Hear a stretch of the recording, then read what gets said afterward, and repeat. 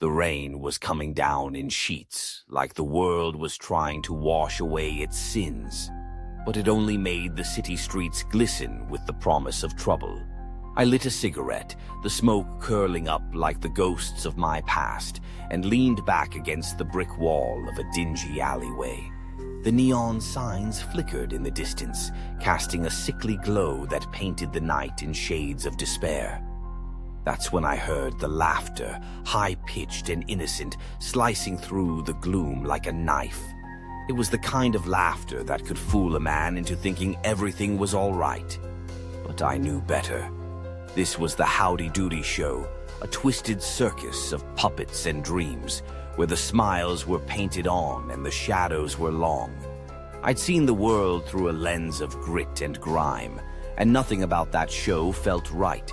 It was a veneer, a mask hiding the rot beneath. I took a drag from my cigarette, the ember glowing like a dying star, and thought about the kid who ran the show. Howdy Doody, they called him, a puppet with a grin that could charm the scales off a snake.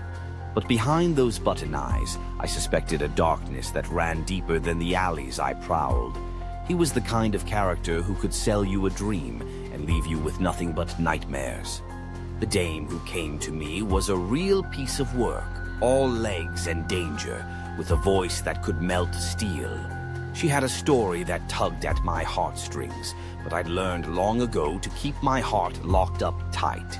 She wanted me to find her brother, a lost soul who'd wandered too close to the bright lights of the Howdy Doody show. She claimed he was just a kid, but I knew better. The streets had a way of swallowing innocence whole, and once you were in the belly of the beast, it was hard to claw your way out. So I put on my fedora and stepped into the neon haze, the rain soaking through my coat as I made my way to the studio. The Howdy Doody show was a place where dreams came to die, and I was about to dive headfirst into the madness. The studio was alive with the sounds of laughter and applause, but it felt hollow, echoing through the air like a dirge. I slipped past the stagehands and the cameras, the bright lights blinding me momentarily. There he was, Howdy Doody, grinning like a Cheshire cat, surrounded by a cast of characters that looked like they'd crawled out of a fever dream. There was a clown with painted-on tears, a puppet named Clarabelle who could make you laugh and cry in the same breath, and a whole mess of others who danced around him like moths to a flame.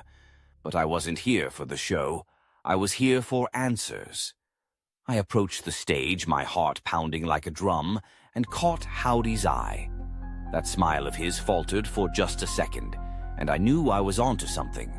I asked him about the kid, the brother of the dame who'd sent me. His grin returned, but it didn't reach his eyes. "Kids come and go, detective. This place eats them up and spits them out," he said, his voice smooth as silk but laced with something sharp. "You should know that by now." I could feel the walls closing in, the laughter turning sinister. This was no ordinary puppet show. It was a web of deceit, and I was caught in the middle. I leaned in closer, the smoke from my cigarette curling between us like a barrier. "Where is he, Howdy? Where's the kid?" But Howdy just laughed, a sound that echoed in the empty corners of my mind. Sometimes the show must go on, even if the stars fade away. I knew then that I was in over my head, drowning in a sea of shadows and puppets, and there was no way out but through the darkness.